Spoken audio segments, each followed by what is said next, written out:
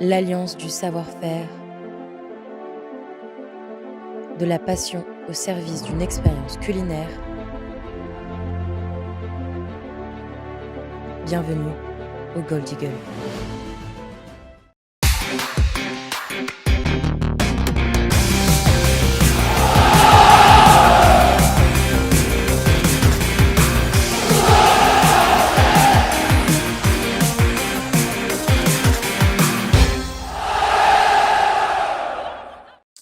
Salut à tous, bienvenue sur le talk show du phocm.fr. Ce soir, pour parler de l'actualité chargée de l'Olympique de Marseille, le consultant du lundi que vous appréciez tous, Maxence Volpe, est sur ce plateau. Salut Max. Bonsoir à tous. La tête des mauvais jours, je le vois. Ça commence à faire beaucoup. Hein. Ça commence à faire beaucoup. Romain Canuti est également présent sur ce plateau. Salut Romain. Salut Sam. Et on a le plaisir, l'honneur, la fierté de recevoir Nicolas Usaï avec nous, que vous connaissez forcément, puisqu'il a entraîné Consola notamment, mais pas que, Pau aussi, donc en Ligue 2, donc un entraîneur qu'on apprécie du côté du Phocéen. Merci beaucoup d'avoir répondu à notre invitation. Bonsoir à vous, merci de l'invitation. C'est surtout je rajoute un peu, mais de contexte, mais c'est un coach qu'on a beaucoup vu sur le Phocéen il y a une dizaine d'années. Tu parlais de Consola, et c'est vrai qu'avec René, on allait filmer votre aventure, et cette petite équipe entre guillemets qui est allée très loin, qui est allée très haut, qui était aux portes de la Ligue 2. On t'a suivi à ce moment-là, et toi après tu y allais en Ligue 2 avec Châteauroux, et puis la Pau, on a vu que c'était pas mal. Ça s'est arrêté il y a quelques semaines. On a prévu, on précise, ça c'est moi qui le dis, on avait programmé ça il y a déjà 2-3 semaines, le fait que tu viennes. Je pensais pas arriver dans cette atmosphère-là. Voilà. On se dit, c'est pas c'est la crise à l'OM, Nico passe, c'est que c'était prévu depuis 2-3 semaines, et que tu tiens tes engagements. Merci à toi. La première partie de ce talk show, comment soigner cette équipe? Pourquoi je vous pose cette question, messieurs, puisqu'on a titré sur le Phocéen après un énième match nul dans les arrêts de jeu face à Strasbourg. Cet OM est vraiment malade, puisqu'il y avait Pancho sur le banc. Exit Roberto De Zerbi, mais malheureusement, ça n'a pas suffi pour obtenir la victoire. Maxence, c'est un manque de réussite quelque part, parce que bon, y a des ballons qui arrivent, Emerson qui fait ce geste fatidique. Pour toi, un manque de réussite, c'est de la malchance, parce qu'on a vu que l'OM a changé de philosophie, a essayé de garder le ballon au point de corner, n'a pas essayé de faire ce tiki-taka très cher à Roberto De Zerbi, a essayé de jouer autrement, mais le résultat est le même. Comment tu l'expliques? Le mal est profond? Je pense que c'est surtout mental. Hein. Je pense que c'est surtout mental, parce qu'à un moment donné, dire un manque de réussite, ça serait un peu exagéré. Quand ça se renouvelle autant de fois dans une saison, c'est que mentalement, là, le problème, quand tu prends qu'il y a la réduction du score, je suis sûr qu'inconsciemment, tous ils commencent à se dire, et voilà, est-ce qu'on va replonger, est-ce que si, est-ce que là, alors. Effectivement, le fait qu'on ait changé l'entraîneur, moi j'ai plutôt apprécié en plus la rentrée de Medina, parce que je me suis dit, on a taclé De Zerbi quand il faisait ça, mais on verra ce que nous dit l'entraîneur, mais à un moment donné tu mènes de 1, c'est compliqué, tu fais rentrer un troisième défenseur. Moi ça m'a pas choqué du tout. J'aurais peut-être rajouté un petit changement à la fin pour sortir peut-être Greenwood qui avait plus rien dans les jambes, et faire rentrer limite n'importe qui à la place, voire même Vermeren, et ben lui disant tu cours partout et tu coupes tous les circuits de passe, tu essayes de faire un maximum. Et après, moi ce qui me fatigue, c'est qu'Emerson, c'est des gars qui ont de l'expérience, quoi. Attaque ton ballon et derrière il vient, il te pousse, il y a faute, et c'est le match, l'arbitre siffle la fin. Je comprends même pas qu'il ait pas attaqué ce ballon. Donc c'est pas de la malchance de pas attaquer le ballon, c'est que c'est une faute qu'il fait clairement, quoi. Alors, Romain, ce qui est particulier par rapport à ce que dit Max, c'est qu'en plus le dit Emerson a fait une super partie, quoi. C'est ça qui est fou. Que si tu as un Medina, un Pavard, un Balerdi qui ont la tête dans le seau, tu te dis il fait ce geste coupable parce que il a pas la confiance. Mais là, Medina, je pense qu'il est porté un peu. Emerson, il est porté un peu au nu tout au long de la saison. Emerson par-ci. À juste titre. À juste titre. Sa vraie seule faute quelque part, c'est ce match à l'aller Au Sporting, ouais. au Sporting, qui pour moi, encore une fois, je trouve que toujours ce deuxième carton jaune, il était déjà averti, tu le oui, sais. mais voilà. bon, encore une fois, il y a le minimètre de contact. C'est pas grand chose, mais ça nous coûte cher ces deux actions quand même à l'année. Voilà, mais là, pourquoi il fait ça? Alors, Romain je vais pas faire. Il y a 2-3 journalistes consultants que c'est une nouvelle mode. Je verse absolument pas là-dedans à dire c'est la faute du public. Dans d'autres contextes, et on verra dans les autres parties, il y en a qui t'expliquent que c'est la faute du public, des supporters marseillais qui mettent trop d'exigences, ça me fait un peu rigoler. Je ne vais pas vous dire que c'est la faute du public, mais vous qui avez été au stade, il y a une acclamation au moment de cette action où on a tous peur, on est tous debout, on se dit c'est pas vrai, ça va encore nous arriver. Il y a une acclamation, on était au théâtre. Limite, j'ai senti Emerson qui s'est dit, tu sais, genre, qu'est-ce qui se passe tellement on criait tous de ah, limite, ça l'a fait. Je dis pas que c'est notre faute. Il doit mieux protéger le ballon, il doit le dégager de suite, on est d'accord. Moi, sur cette action, il y a 2 joueurs, et pour le coup, eux, ils sont coutumiers du fait, qui ont un comportement qui m'interpelle. Sur le lancement en profondeur de Godot, l'ailier gauche de Strasbourg, donc vraiment quand il balance le ballon, Roulis, j'ai revu du stade, ça me paraissait encore plus clair qu'à la télé. Il peut sortir. Le gardien qui sort, qui fait le dégagement, Favouille en touche et compagnie, l'action n'existe pas. Déjà, il y a ça. Et après, Fou, je ne sais pas si vous l'avez vu, mais sur le coup, je me suis dit, il n'y a pas un truc bizarre, et je l'ai revu après à la télé, c'est pas Pavard, au moment où il dégage, c'est-à-dire il y a l'action, Godot centre, sauvetage de Roulis, Pavard dégage, et le moment où Pavard dégage, il fait ce qu'on appelle dans le milieu une Marquinhos, c'est-à-dire que maintenant on célèbre, il dégage et il est comme ça. Hey garçon, regarde l'action, ça joue. Alors après, c'est pas lui qui a fait faute, c'est pas à cause de parce que Pavard a fait ça que Emerson, on est d'accord. Tu fais bien de dire qu'en plus, Roulis fait un bel arrêt juste avant, quoi. Ouais, donc ouais. c'est-à-dire que tu es vraiment pas serein. Parce que tu as l'arrêt juste avant de Roulis, plus derrière le penalty, c'est trop. C'est pas normal que ça arrive encore à la 94e minute avec tout ce que tu as vécu cette année. Les amis, on a la chance d'avoir Nicolas avec nous. Forcément, je vais te questionner. Toi qui as quand même un très beau parcours en tant que coach, est-ce que ça t'est déjà arrivé de voir une équipe comme ça, une des tiennes que tu as coaché, qui systématiquement, en toute fin de match, souvent dans les arrêts de jeu, encaisse des buts? Et quelle est, toi, avec ton regard de coach, ton explication? En gros, je peux faire un parallèle avec mon parcours et mes derniers matchs avec le Pau FC. Donc, il y a eu effectivement des divergences avant la trêve, alors qu'on était dans une très belle saison. Et il se trouve qu'à la reprise, alors qu'on parlait déjà de se séparer, on a perdu des points contre Rodez et contre Grenoble dans les ultimes minutes, 94e, 96e, des matchs qu'on avait maîtrisés de bout en bout avec énormément d'occasions. Et il y a des choses de temps en temps qui sont irrationnelles dans le football. On peut appeler ça des énergies, un supplément d'âme. Et en gros, quand on est dans une période comme ça, on a l'impression que tous les éléments ils sont contre nous. Et c'est le sentiment que j'ai eu en regardant le match de Marseille, un match qui avait été maîtrisé avec des choses intéressantes dans un changement d'organisation. Et quand je vois Jesse Yacine rentrer, c'est un garçon qui a une très belle étoile au-dessus de lui. Et c'était obligé que ce soit lui qui fasse la différence dans les ultimes minutes, quoi. C'était quelque chose d'écrit. Et quand on voit moi je prends un peu de recul et je suis la saison de l'OM, même malgré ma fonction d'entraîneur, et j'ai le sentiment que ce but marqué par le gardien de Benfica, il y a quelque chose qui s'est écroulé, quoi, voilà, et ça se joue à ça, quoi. Ça se joue à un but à la 96e en Champions League, au bout d'un match, il y a quelque chose d'irrationnel, et là depuis ce match-là, il y a tout qui s'effondre, quoi, et le contexte actuel, il est vraiment très particulier, et c'est très difficile pour les supporters, mais pour le club en général, quoi. Comment tu expliques, toi, encore une fois, de ta position de coach, que des cadres de l'Olympique de Marseille, je pense à des Pavard, à des Aguerd, à des Medina, à des Hochberg, il y a quand même beaucoup d'expérience dans cette équipe, Emerson Palmieri, comment ça se fait que ces garçons-là, ils arrivent à être entraînés dans cette spirale négative et qu'il n'y en ait pas un pour dire les gars? Ouais, c'est un traumatisme. Je pense que l'élimination en Champions, ça a été vraiment un traumatisme. Derrière, il y a le Classico où là, il y a eu une démonstration de l'équipe de Paris ce soir-là et il y avait plus rien qui fonctionnait.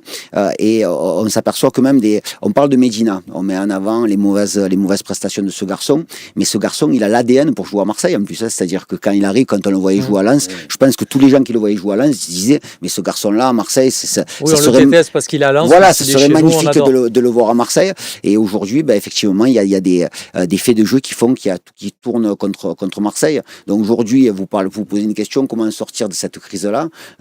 Déjà retrouver de la sérénité, mais comment? Puisque aujourd'hui le directeur sportif est parti, le coach est parti, mais il y a encore une saison à terminer, il y a encore des objectifs à atteindre. Alors effectivement, la 3e place s'éloigne un peu, je crois qu'il y a 5 points de retard sur Lyon, mais il y a encore la Coupe de France. Et l'idée, on va les recevoir dans 2 journées, Lyon. Voilà, l'idée c'est de sauver les meubles, quoi, et de faire en sorte que le club à l'intérieur puisse retrouver de la sérénité, ce qui est pas évident, et qui puisse amener le public avec nous, parce que le public de Marseille, moi voyant ça de l'extérieur, il a été au niveau, mais moi pour vivre à l'extérieur de Marseille, on met en avant ce public, quoi. C'est-à-dire que les tifos qu'il y a eu contre Liverpool, c'est exceptionnel, quoi. Et ce public mérite tellement d'avoir des bons matchs et des bons résultats que c'est une frustration générale. Et pour les joueurs, pour le staff, ça doit pas être évident aussi, hein.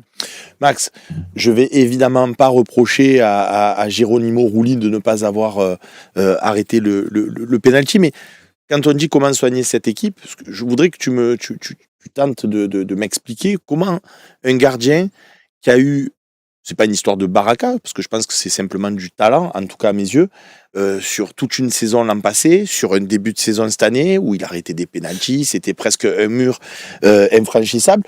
Comment il peut passer dans sa tête de ça à on sent un gardien fébrile sur le penalty, la touche, mais étant le Rulli de l'an passé, mais les 2 points, il la sort, il se lève, il fait comme ça, tout le stade il explose, et là il fait ça, il n'y arrive pas, tout ça. Alors écoute, encore une fois, loin de moi de pointer Geronimo Rulli, mais c'est pour dire, je pense qu'un peu, il est quelque part, je sais que tu adores Balerdi aussi, lui pareil, il sort de belles saisons les années précédentes, cette année avec un point d'orgue ce non-match à Paris où on lui a collé la note de 0, ce qui est extrêmement rare sur le Phocéen. Comment ces joueurs-là, qui ont quand même un vécu, une expérience, ils sont internationaux, ils peuvent arriver de passer d'une extrême confiance à d'un coup, on a l'impression que tout se délite, quoi. Si tu me permets, je vais essayer de répondre un peu plus généralement à ta question. Parce que tu parles de confiance, à un moment donné, la réponse, elle est déjà dans la question. C'est la confiance qui fait la différence. Moi, ce qui me gêne aujourd'hui, c'est que je suis très déçu du départ de Benassia, évidemment. On va en parler dans la deuxième partie. Et de Roberto De Zerbi. Mais je peux pas être dans le camp de ceux qui défendent De Zerbi tout le temps en disant ouais, on s'est mis le feu tout seul, il est parti, etc. Je suis désolé. Quand il y a, pour moi, un entraîneur, et j'aimerais bien avoir l'avis de Nicolas après, qui régulièrement en conférence de presse prend un joueur, le cite en conférence de presse et en dit lui, voilà, aujourd'hui, il nous a carré.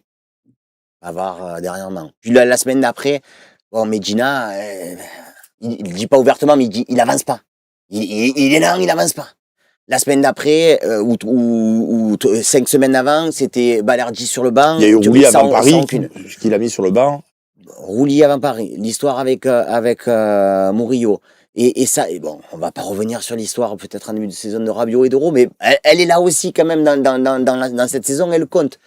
Pour moi, tout ça, je suis désolé, j'adorais l'homme De Zerbi, j'adorais vraiment l'âme qu'il pouvait donner à l'équipe, mais je pense que sur certains points, il est allé trop loin et qu'il a fait perdre en confiance certains joueurs, ne serait-ce que Vermeeren. Je ne connais pas une seule personne qui me dit aujourd'hui, Vermeeren, il est nul. Tout le monde adore ce joueur. Il a fait un Moi, je mets des réserves, mais je suis le seul. Voilà, mais tu mets des réserves. Tu dis pas. Je dis pas qu'il est nul. C'est pas comme Balerdi où je dis qu'il a un talent. Je voilà. dis qu'il a un talent tel qu'il pourrait faire bien mieux que ce qu'il propose. Au final, on l'a perdu aussi. Donc, t'en as perdu des joueurs. Donc, à un moment donné, je pense que la responsabilité de l'entraîneur, elle rentre en considération quand même dans tout ce que je viens de dire. Par rapport à ce que dit Max, Nico, est-ce que cet Olympique de Marseille qui a eu des fulgurances complètement folles, le match ultra abouti contre Lens où on gagne 3-1, le match qu'on est allé gagner contre Angers où on gagne 4-0 à la mi-temps, hein, Romain, mais exceptionnel, la première demi-heure, exceptionnel. En termes de possession, de cheminement, c'était du très haut niveau. Ce match à Paris, contre Paris, où en finale du Trophée des Champions, on doit pour moi gagner, s'il n'y a pas encore une fois ce manque de conscience en fin de match. C'est peut-être là le déclic d'ailleurs, parce qu'on parlait du déclic tout à l'heure, mais moi je pense que ce match de Paris, à la base tout le monde s'en foutait, presque ce trophée des champions, et de faire cette égalisation-là et de perdre le trophée, derrière ça nous a mis dans la... Donc, c'est une question de régularité dans la performance, quoi. Voilà. Ma question, Nico, c'est, comme l'a dit Max, est-ce que tu penses, parce que je m'interroge sur ça, et tu vas peut-être nous dire non, pas du tout, aucun rapport, mais est-ce que tu penses que ce côté émotionnel de Roberto De Zerbi, avec les qui siamo, les on y va, tu vois, tu mets de l'énergie, de la grinta, mais est-ce que, du coup, tu penses que ça a transpiré sur son équipe, c'est-à-dire que, sur certains matchs, cette énergie, comme tu expliquais tout à l'heure, ça a pris, et du coup, on a vu un OM flamboyant, et à d'autres matchs, quelque part, ça a inhibé les joueurs, et du coup, on a vu un OM hyper puissant, ou un OM catastrophique. Est-ce que c'est pour toi une tentative d'explication ou aucun rapport avec le sujet? Non, moi, encore une fois, vu de l'extérieur, il y a beaucoup de mouvements dans l'équipe, il y a beaucoup de mouvements dans le groupe. Chaque mercato, il y a beaucoup de joueurs qui partent, beaucoup de joueurs qui arrivent. Et nous, en tant que coach, on n'a qu'une envie, c'est d'avoir un groupe et une stabilité, travailler avec des joueurs. Même quand on est en Ligue 2, on a envie que son groupe ne soit pas changé. Donc, les faits font que ce groupe a été changé. Je rebondis sur ce que tu as dit tout à l'heure. Le départ de Rabiot, ça a été quelque chose de néfaste, mais dès le départ on le sait, parce que là on parle simplement de jeu, et c'était un rouage tellement important sur la faculté qu'il avait de faire le lien entre les positions de défense et d'attaque, de se projeter, d'être décisif. Quand on a un joueur comme ça, c'est tellement important, et de par des problèmes contractuels, voilà, c'est un garçon qui est parti, et on s'aperçoit, vous parlez de Vermeuren, mais ces jeunes joueurs, il leur faut du temps, quoi. C'est-à-dire que on les juge très vite, que ça soit très bien quand ils font des très bons matchs, et au bout de 2-3 matchs ils passent à côté, ils disparaissent complètement, et c'est pas évident pour un joueur, et donc ça a tendance à inhiber les joueurs. On a parlé aussi des compos, beaucoup de changements de compos, un football, c'est quelque chose des idées vraiment importantes de ce coach-là, qui ont eu peut-être tendance à déstabiliser certains de par leur position, de par les idées qu'ils voulaient mettre en place, mais moi c'est un entraîneur que j'admire profondément, très sincèrement, et encore une fois, des faits de jeu font qu'aujourd'hui il n'est plus là, mais pour moi c'était l'entraîneur idéal pour pouvoir performer à Marseille. J'empiète un peu, excuse-moi Seb, sur les parties d'après, mais parce que je veux voir le point de vue du coach, et désolé pour ceux qui nous regardent, qui sont vraiment full focus OM, mais je vais parler 1 minute de Pau, parce que c'est un club quand même, on en avait parlé avec Bastien sur ce plateau, vous avez un des plus petits budgets vous aviez.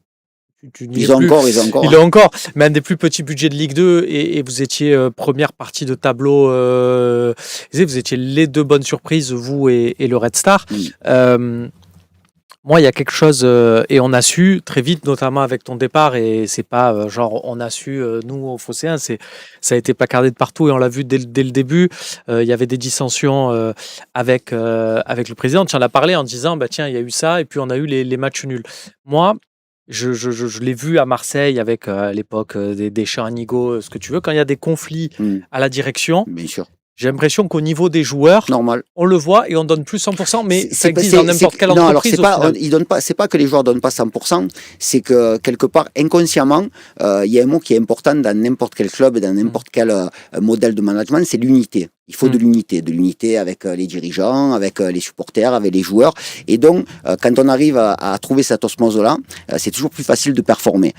Il se trouve que dans une saison, il y a des moments où tu es dans des moments forts et des moments un peu plus faibles. Et dans les moments faibles, quand il y a un manque d'unité, il y a tout qui t'explose à la gueule, quoi. Et c'est ça qui est difficile me concernant par rapport à ce que j'ai vécu sur les 6 mois que j'ai vécu là-bas, malgré des bons résultats. Mais encore une fois, là, je parle de management, effectivement, de parler des joueurs et de les mettre à mal en conférence de presse, je pense que c'est pas la bonne solution. C'est-à-dire qu'il faut... je pars du principe, mais j'allais te dire, il y a plus d'unité là. Ouais, voilà, mais après c'est des modèles de management, c'est-à-dire qu'on a tous des modèles de management différents. Moi, en ce qui me concerne, j'aime protéger les joueurs, j'aime protéger le groupe en termes de communication externe. Ça veut pas dire qu'après en interne et dans le vestiaire, on peut vraiment se disputer et avoir des mots forts concernant ça. Et quand on est à Marseille, quand on a cette pression, parce que la pression du vélodrome et la pression de l'environnement, elle est monumentale. C'est-à-dire que c'est tellement de l'adrénaline. On voit aujourd'hui les supporters dans quel état ils sont quand ils voient les résultats de l'OM. Moi, je suis revenu à Marseille depuis 15 jours à peine, et encore une fois, je ressens que l'OM, c'est le baromètre, quoi. C'est-à-dire, je lis la presse le matin, et là, je me considère comme un supporter de Marseille, et je suis tellement heureux, surtout quand on vit en dehors de Marseille, quand l'OM performe, quoi, voilà. Et ça, c'est ce que tu dis sur cette gestion. Excuse-moi, hein, Seb, Je t'en prie. un peu sur cette partie, mais ce que tu dis sur la communication de Zerbi. Moi, je vois, parce qu'on peut voir le côté, il défonce ses joueurs, quand tu parles par exemple de ce qu'il dit sur Medina. Moi, je vois quelqu'un qui cherche à nous expliquer, par exemple, cette sortie qu'il a sur Medina, il explique pourquoi à Bruges il a fait ce choix-là. Ouais. Et il a dit, c'était compliqué parce que d'un coup, il y a Forbes qui arrivait dans le dos de Medina, donc j'ai essayé de compenser, de colmater le truc. Donc, effectivement, il défonce un peu son joueur. Pour expliquer son choix tactique. Mais c'est pour nous expliquer. Et je trouve que, au final, on peut voir aussi dans sa communication à De Zerbi le fait que nous, quand je dis nous, c'est supporter parce que moi j'ai la chance d'être dans la salle de presse, mais vous la suivez sur Twitch et au final, c'est pas à moi qui parle, c'est à tous les supporters de l'OM qu'on besoin d'avoir des questions et des réponses aux questions. Et en fait, j'ai l'impression que nous, il nous a pas pris pour des idiots entre guillemets. Tu vois, c'est ça aussi qu'on peut se dire, c'est-à-dire qu'il a pris le risque de se couper des fois de son groupe. Alors évidemment, il y a il nous a dit les choses. Que de la même façon que Slim expliquait, je suis entièrement d'accord avec lui, que Longoria et Benassia auraient peut-être dû protéger davantage De Zerbi. Je pense que De Zerbi aurait dû davantage protéger ses joueurs aussi. C'est un équilibre. Voilà, c'est un équilibre. Pour finir, du coup, tu vois quoi pour finir cette partie et pour répondre, tu vois quoi? Parce qu'encore une fois, si avec Pancho Bardonado et ce côté un peu, je garde le ballon au point de corner, tu vois, un peu plus combattant, je vais mettre des guillemets, mais tu vois, un peu plus hargneux, plutôt que ce côté beau football, tu vois, jeu léché, etc., où on se disait, même en jouant comme ça, c'est-à-dire j'ai vu des joueurs faire des touches, essayer de gagner du temps au poteau de porte. Bon, on a fait de deux pareils. Donc ça va être quoi la solution pour sortir de ce marasme? Mais est-ce que tu y crois, tout simplement? La première solution, c'est de prendre un troisième but d'avance. Parce Là. qu'à un moment donné, je te dis ça, c'est évidemment, tu vas me dire, c'est une blague, mais ça veut dire que quand tu as 2-0, maintenant, je pense que c'est n'importe quel entraîneur de l'OM qui va arriver, il va peut-être essayer de leur inculquer aussi le fait que on a vu qu'on a écrasé des équipes, qu'on a été capable d'en mettre 4, 5, 6. Donc, à mon avis, il faut que cette équipe, on la fasse jouer du début à la fin. Voilà. On arrête de leur dire gérer quoi que ce soit. Ils ne gérez plus rien. Jouez, les gars. Voilà. Jouez, mettez des buts, si vous en prenez un, mais vous continuez à jouer. Même ça a été la mission de De Zerbi durant son mandat pendant 18 mois. C'est-à-dire que même quand il jouait contre des équipes qui étaient plus fortes, il a jamais refusé le jeu et il a toujours fait en sorte que son équipe joue. Donc après, effectivement, il peut avoir de la frustration de garder le ballon sur des phases de possession, mais c'est ses principes, quoi. Et aujourd'hui, c'est un entraîneur qui est parti, mais sa sortie, elle a été, je trouve, très digne. Et c'est quelqu'un qui a, au-delà des choix qu'on peut contester, qui a une vraie personnalité et qui collait parfaitement à l'environnement, et c'est ce qui est frustrant, quoi, voilà. Ce qui est frustrant, et encore une fois, je parle encore de ce but du gardien, c'est un gardien de but qui a éliminé l'OM à la 96e, quoi, alors oui, ce soir-là, ils ont pas été bons, ils méritent de sortir, mais ça se joue à ça, quoi. Et si l'OM avait été qualifié, les choses auraient été peut-être différentes, quoi. À la différence près, que moi, j'ai même plus envie de parler du match de Bruges, tellement ça a été une catastrophe. J'ai plus envie de parler du match de Liverpool. Parce que Seb, il peut en témoigner. Quand on est arrivé, il m'a dit, j'ai dit qu'on perde 1-0. Qu'on perde 1-0 ce soir, on sera qualifié. On sera content. Et là, je pense que, comme tu dis, il a voulu jouer encore, mais à force de vouloir jouer, des fois, tu te brûles un petit peu, quoi. Donc, je pense qu'il y a des moments où il aurait fallu quand même temporiser un petit peu. Très bien, merci messieurs pour cette première partie. On passe tout de suite à la seconde partie de notre émission.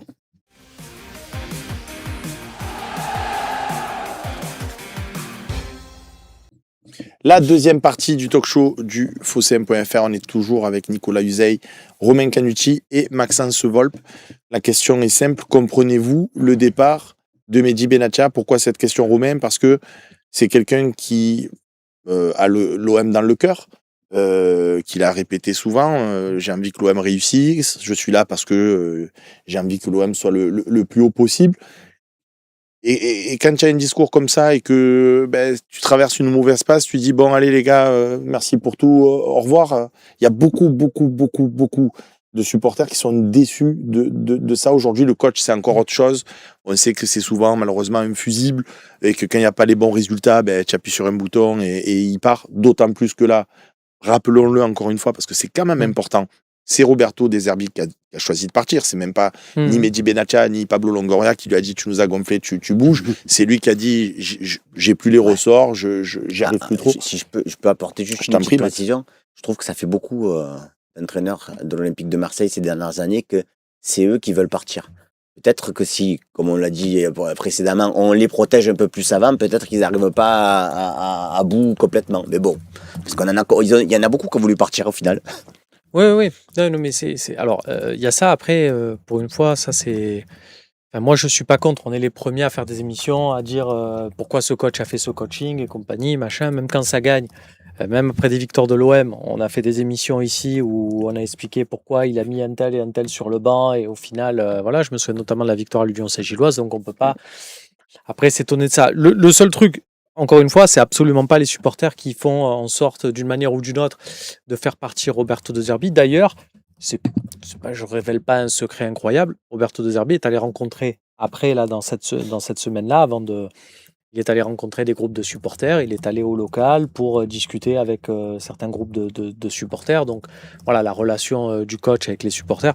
Aussi peut-être pour faire valoir ses vérités et compagnie, mais je trouve qu'il l'a fait aussi publiquement, donc j'ai vraiment aucun problème avec ça.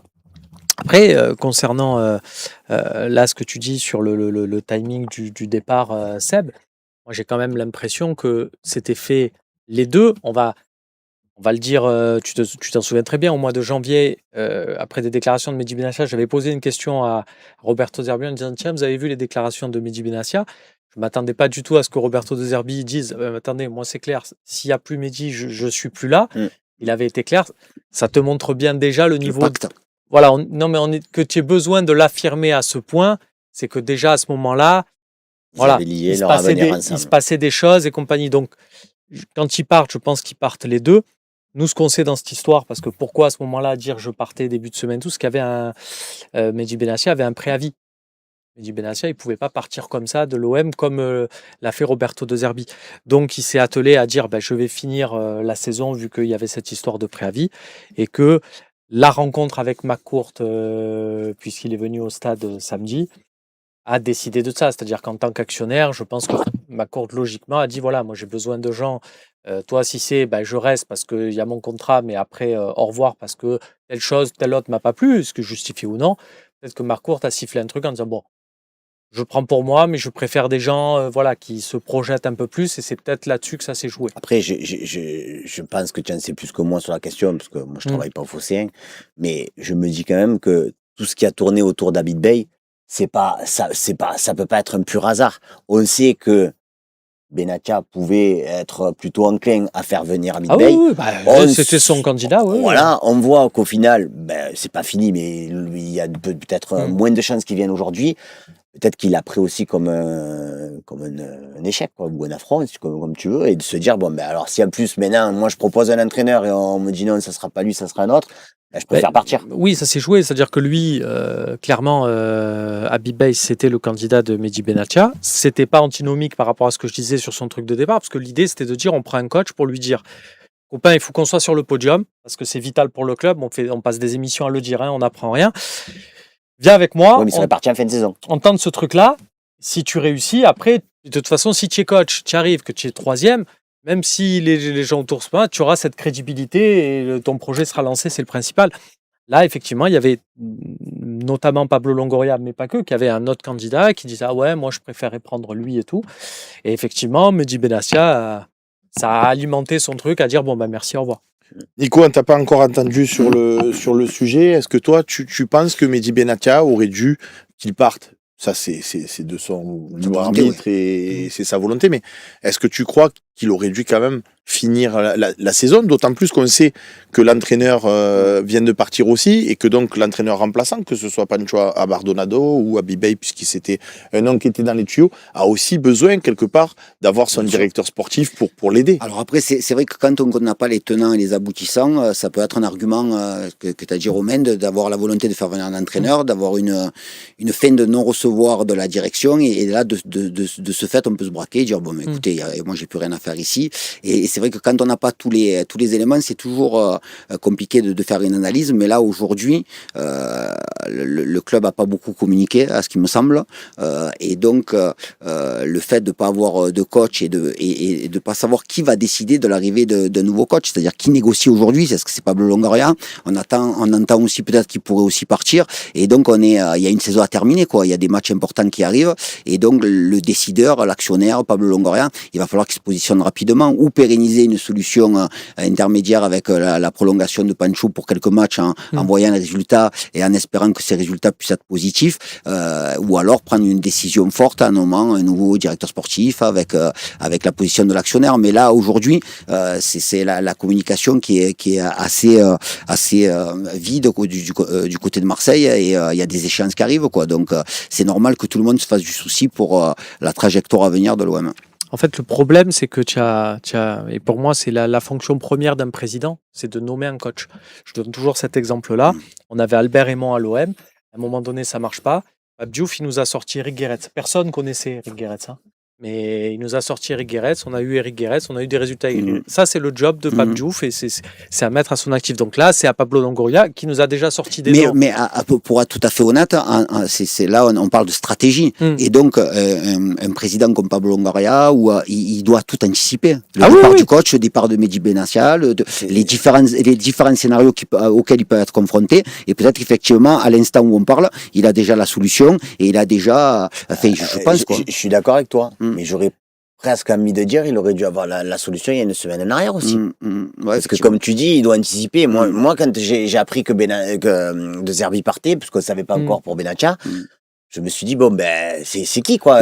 Alors, peut-être que dans le timing, Abibay aurait signé la semaine dernière s'il n'y avait pas eu des problèmes juridiques avec Rennes. Peut-être que c'est dans le timing, ça l'a pas fait. Et donc, aujourd'hui, effectivement, faire venir un entraîneur, ne pas savoir qui va le faire venir, donc c'est pas évident, quoi, voilà. Mais l'idée, c'est de remobiliser le groupe et de préparer le match à venir, quoi. Après, par rapport à tout ce que vous dites, les amis, vous n'êtes pas sans savoir que, admettons que Nicolas, qui est coach, Pablo Longoria l'appelle en lui disant, écoute, peut-être ça va se terminer avec Roberto De Zerbi, j'aimerais que tu viennes pour entraîner l'Olympique de Marseille. Nicolas, il va pas dire allez, ça va, dis-moi où je signe. Il va dire c'est quoi mon salaire, c'est quoi mes moyens. Donc il y a ce qu'on appelle des négociations. Donc même si tu veux anticiper les choses, à un moment donné, il faut quand même laisser le temps de finaliser avec le futur coach. Moi, ce qui m'embête dans ce que tu dis, mais tu as raison, hein, c'est juste le truc par rapport au fait qu'on est une certaine presse a annoncé le départ de Zerbi le soir de la défaite à Bruges.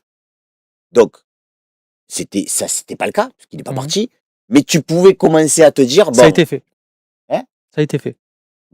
D'anticiper, ça a été fait. Et notamment avec Abibay. C'est-à-dire qu'Abibay a été sondé. Alors, et tu vas me dire, c'est grave parce qu'il était déjà en poste à Rennes ou quoi que ce soit. C'est pas forcément. Tu sais que l'aventure touche un peu à sa fin.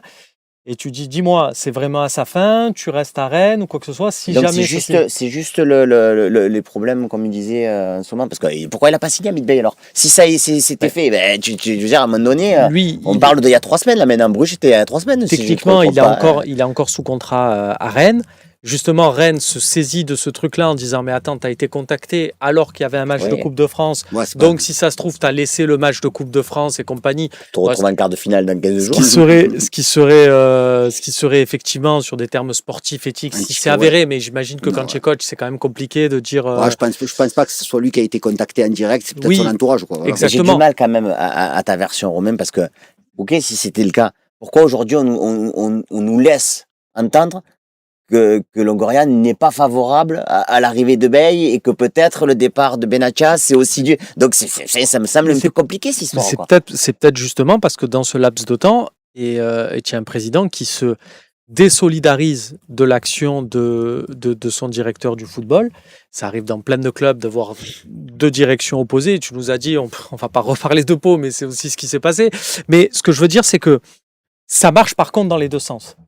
Je tiens à dire ça pour ceux qui nous regardent et qui voient, parce que là, ça devient un exercice de communication. C'est à celui qui donne le plus sa version. Et si vous regardez pas mal de personnes qui vous disent ce qui s'est vraiment passé à l'Olympique de Marseille, il y a des éléments de langage, il y a des phrases communes. Si vous regardez des vidéos sur YouTube ou quoi que ce soit, d'explications, il y a des phrases communes qu'on retrouve là, qu'on retrouve dans un article. Ça veut dire que ça, c'est une personne, c'est son métier qui est chargé de la communication, qui relate la version. Mais souvent, il y a la version d'un camp qui est plus relayée de la version de l'autre camp. Et quand on parle d'unité, ça me fait rire aussi. Je ne sais pas si vous l'avez vu dans les tribunes, ça c'est factuel. Hein. Ben oui, vous avez vu le nom de McCourt? Oui. Vous avez vu le nom de Longoria? Oui, on n'a pas vu le nom vous de avez Benatia. vu le nom de Benatia? Non. Alors, on nous parle d'unité, on nous dit on n'est qu'un seul homme et compagnie, mais dans les tribunes, on appelle à la démission de 2 personnes, mais pas de la 3e. C'est parce que ça rentrait pas dans la... Ah ben voilà. Eh oui. C'est ça. Mais j'ai pensé à ça. Du coup, j'ai regardé en mai, quand on est qualifié contre Rennes en Ligue des Champions, et j'ai vu des tifos. Merci Longoria, merci Benatia. Ça pouvait Après, rentrer. Romain, je dis ça, j'en sais rien. Il faudrait que j'appelle les présidents de groupe pour leur poser la question.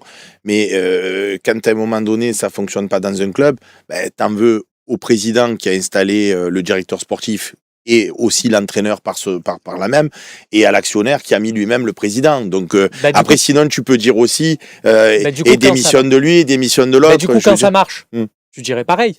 Tu dirais merci Longoria, merci McCourt. Pourquoi quand ça marche, tu dis merci Longoria, merci Benatia, et quand ça marche pas, tu dis Longoria dehors. Après, faut voir quand McCourt est arrivé, les autres personnes qui gravitaient autour de clubs qui sont arrivés, le mal qu'ils ont pu faire. Pour aujourd'hui, demander la démission de McCourt, moi je trouve que c'est... Ça, c'est un autre sujet, mais c'est te dire aussi que la fameuse unité qu'on nous a vendue, on est tous ensemble tout machin, on a bien vu que le vernis a craqué, et qu'on m'explique pas que le vernis a craqué que d'un côté, où il y en a un qui voulait mettre le bâton dans les roues des autres, et que machin, c'est les deux camps. Voilà. Et c'est triste à dire c'est les deux camps, parce qu'on est tous supporters de l'OM. Mais il n'en demeure pas moins que Longoria, peut-être dans la discussion avec Benatia, et a voulu d'abord se dire oui, allez, on va tenter Ben, non, mais au final, il n'a pas été bon. Pour moi, il n'a pas été bon. Non, mais parce qu'aujourd'hui, tu te retrouves toujours sans entraîneur après que De Zerbi soit parti il y a déjà 10 jours. Donc, pour moi, c'est un vrai problème. Pour moi, les deux sont pas bons là-dessus, dans leur gestion. Les deux camps, les deux protagonistes sont pas bons. Maintenant, voilà, la situation n'est pas perdue. Tu as un match à Brest qui arrive rapidement vendredi. La solution, faut que tu la trouves là. Non, ce qui est inquiétant, c'est en gros quand il faut se mettre dans la tête des joueurs. Et donc, les joueurs, dans chaque mercato, il y a une quinzaine de joueurs qui partent. Et donc, aujourd'hui, dans quel état d'esprit ils sont? Est-ce qu'ils sont encore dans la projection avec l'OM en disant il faut qu'on aille chercher la Champions pour la saison prochaine, il faut qu'on obtienne des titres, il faut qu'on gagne la Coupe de France? Parce qu'ils doivent peut-être se dire aussi, bon, mais là, je fais mes 3 mois à Marseille, puis l'année prochaine, je serai peut-être ailleurs. Donc là, aujourd'hui, le fait d'avoir beaucoup de mouvements à chaque mercato, ça empêche aussi l'équipe à avoir une véritable ADN, une véritable projection dans l'avenir. C'est-à-dire, on sait que où un joueur il va faire 3 matchs, peut-être le mercato d'après il va partir. Et donc il y a des signaux pour moi. C'est ce qui est inquiétant, c'est les départs des jeunes joueurs qu'on n'a pas pu garder. C'est le départ de Rabiot. Et aujourd'hui, c'est juste un puzzle et on défait des pièces. Et aujourd'hui, pour aller chercher des résultats d'ici la fin de saison, il va falloir trouver ce supplément d'âme qui fait qu'à un moment donné, les matchs, il va falloir les arracher. Et est-ce que ces joueurs-là, ils ont les ressources nécessaires pour pouvoir être performants? Moi, ce qui m'intéresse de savoir aussi par rapport à maintenant que Benatia est parti, c'est est-ce que tu penses sincèrement, et c'est pas pour critiquer la personne, l'entraîneur, ou pour, mais est-ce que tu penses que quelqu'un comme Pancho Bordonado pourrait rester jusqu'à la fin de la saison et faire des choses, ou est-ce qu'il faut quand même insuffler un souffle nouveau? Alors en gros, tout est lié au résultat. C'est-à-dire que là, ils viennent de coacher un match où il y a eu 2-2. Ça s'est joué à rien parce que c'est un match que Marseille aurait dû gagner. Et donc là, il y a un match qui se projette ce week-end. Si à victoire, on peut faire comme avait fait Lyon avec Pierre Sage, dire de match en match, on continue sur les 3-4 prochains matchs. Et s'il s'avère effectivement qu'on est dans les clous, pourquoi pas terminer comme ça, en nommant un entraîneur pour la saison prochaine qui partirait vraiment sur, encore une fois, un nouveau projet. Mais quand on parle de projet, on entend souvent les supporters qui disent on parlait de projet de 3 ans. important. Mais regarder les autres clubs, c'est très très rare. On part toujours de projet quand on arrive, quand on est entraîneur et qu'on arrive dans un club, on arrive dans un club en disant on va être là pour 10 ans. Mais on connaît les règles. Mais toi, tu es entraîneur. Si tu es à la place de Pancho aujourd'hui, et tu sais très bien que un match, peut-être 2, voire 3, c'est pas compliqué quand même de te dire je vais faire 3-4 matchs. Il faut regarder le côté positif et l'opportunité que ça peut représenter. C'est-à-dire qu'après, on prépare un match, si on a le bonheur de le gagner, s'il y a un entraîneur qui arrive, on a le sentiment du devoir accompli, et si ça continue, il faut croquer dedans, quoi. Et pas se dire, peut-être je serai pas là dans 3 semaines, dans un mois. C'est pas des questions qu'on doit se poser dans sa position-là. C'est une opportunité, et c'est quelque chose de très excitant, et qui a pour but d'avoir beaucoup d'adrénaline en allant chercher des résultats et en ayant l'ambition et la volonté de vouloir rester à ce poste-là, le temps qu'il faut, quoi, voilà. Être un soldat du club, quoi, tout simplement. Pancho Bardonado, il a passé son BEPF il y a 2 ans. Récemment, il y a 2 ans. C'est un coach qui, imagine, il réussit ce match-là à Brest, puis après, tu as un nouveau coach qui est nommé. Peut-être que l'année prochaine, s'il y a un club, une opportunité sur un club en Ligue 2 ou quoi que ce soit, il peut dire, regardez, j'ai fait ça et tout. J'ai pris l'exemple de Pierre Sage, je peux prendre l'exemple de Francaise à Lens. Quand il est arrivé, il était entraîneur de la réserve, personne ne le connaissait. Ils ont commencé avec lui, ça a bien marché. C'est les résultats qui parlent. Les résultats, il y a une chose qui est très importante, c'est le retour des joueurs. C'est-à-dire que, est-ce que un coach, quel que soit son niveau, il peut fédérer et permettre d'avoir l'adhésion des joueurs. Et une fois qu'il y a l'adhésion des joueurs, ils iront au combat, ils iront à la guerre avec des termes un peu triviaux, parce que ça reste du foot et il faut jouer, quoi. Et Marseille a les joueurs pour jouer. Très bien, messieurs. Merci beaucoup pour votre analyse. On va passer tout de suite à la 3e partie de cette émission.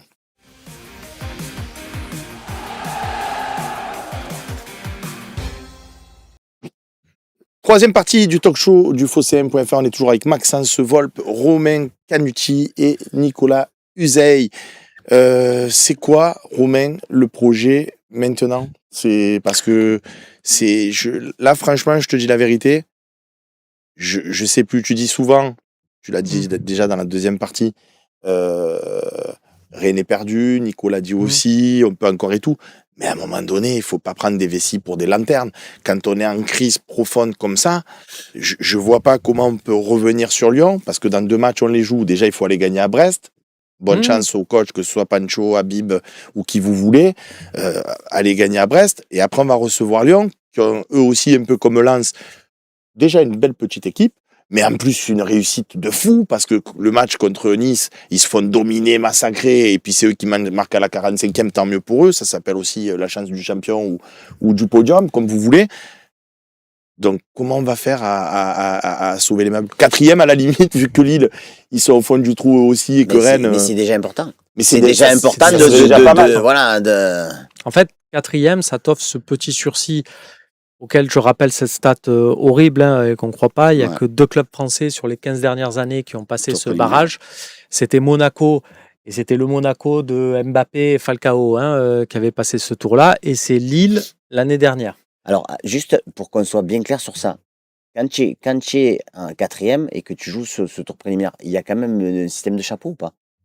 Alors, parce que nous, on serait entre guillemets protégés quand c'est par rapport à d'autres équipes qui l'ont joué, qui étaient 4e français, mais qui du coup tapent un gros. Ce qui est compliqué dans cette situation-là, c'est la projection et le budget prévisionnel par rapport à une éventuelle élimination. Ça, c'est sûr. Ça, et surtout, tu seras protégé comme tu l'étais à l'été 2023. Je suis d'accord. Et tu t'es mangé le Panathinaikos.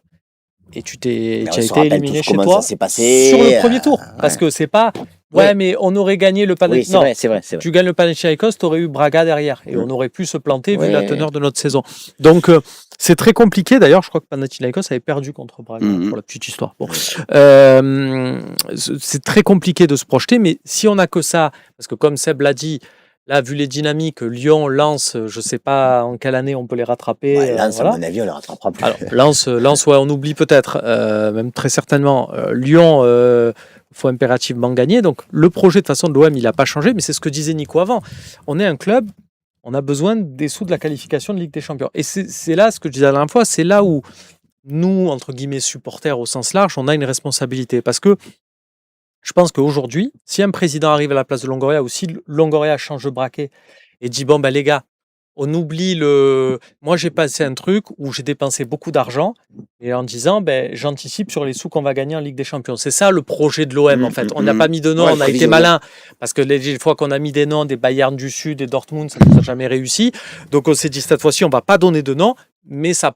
C'est ce qu'on fait depuis des années et maintenant, depuis que Longoria est président. Du coup, ça octroie une pression parce qu'à la fin de saison, il faut être en Ligue des Champions. Et je peux vous dire, pour parler avec des gens au club, même ne serait-ce qu'en mai dernier, parce qu'on est deuxième, et avec cette victoire au Havre, vous étiez à l'avant-dernière journée, mais début du mois de mai, fin avril, on n'est pas sûr d'être sur le podium. La tension qu'il y avait au club, la tension sur des projets parallèles au club où on dit on annule tout parce que si on n'est pas sur le podium, ça va être la guérilla.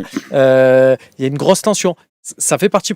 Est-ce qu'aujourd'hui, on est en capacité? C'est là où je dis, nous, public, on a une responsabilité là-dessus. S'il y a un président qui arrive ou si Longoria change, de dire, les gars, venez, on oublie ça, on se prend 3 tasses, on se met trop à pression. On se fait une petite équipe, comme Lorient. On se fait une petite équipe. Et si on recrute Hugo Magnetti, on recrute Laurent Bergel, on recrute des mecs et tout. Et si jamais on a une bonne dynamique et tout, et on est en Ligue des Champions, on recrutera. Est-ce que nous, on va accepter ça? Est-ce qu'on va être 65 000 au stade tous les 15 jours? Je ne suis pas sûr. Mais d'autant plus quand tu as connu ce que tu as connu maintenant. Parce que, voilà, la pression, c'est on a recruté des Milik, on a recruté des Aubameyang, on a recruté des Alexis Sanchez, chaque année des Rabiot. Et le paradoxe, c'est qu'on parle de l'OL, qui était dans une situation catastrophique, où ils sont repartis sur une feuille blanche. Oui, et Lens, qui ont vendu toute une équipe et qui s'en sortent avec 2 bouts de bois.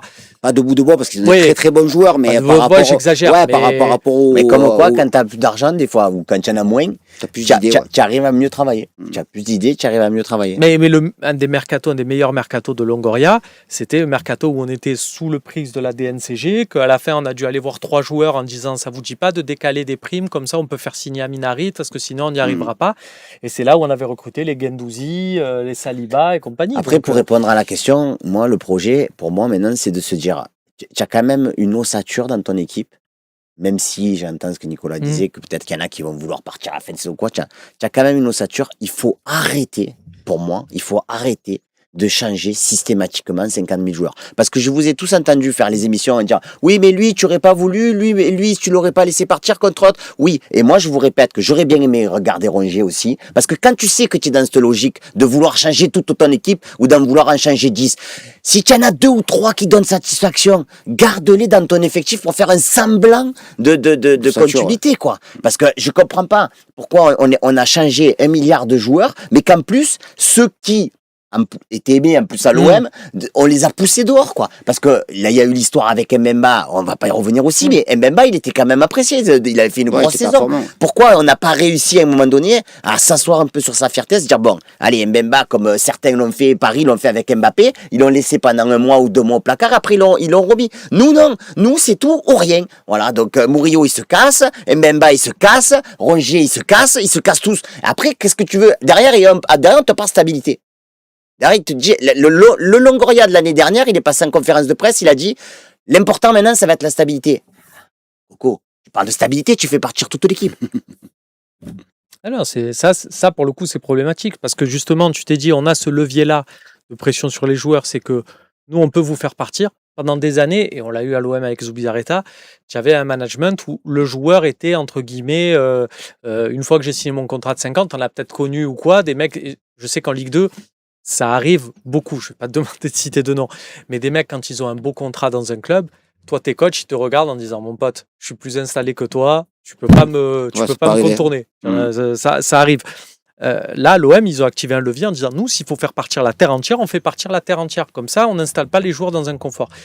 Mais le problème, effectivement, c'est que derrière, tu as zéro stabilité, parce que quand il faut que tu passes à l'acte, quand Rabiot, par exemple, pour prendre cet exemple-là, Rabiot, c'est pas l'histoire, je le redis, c'est pas l'histoire de la bagarre avec Jonathan Rowe.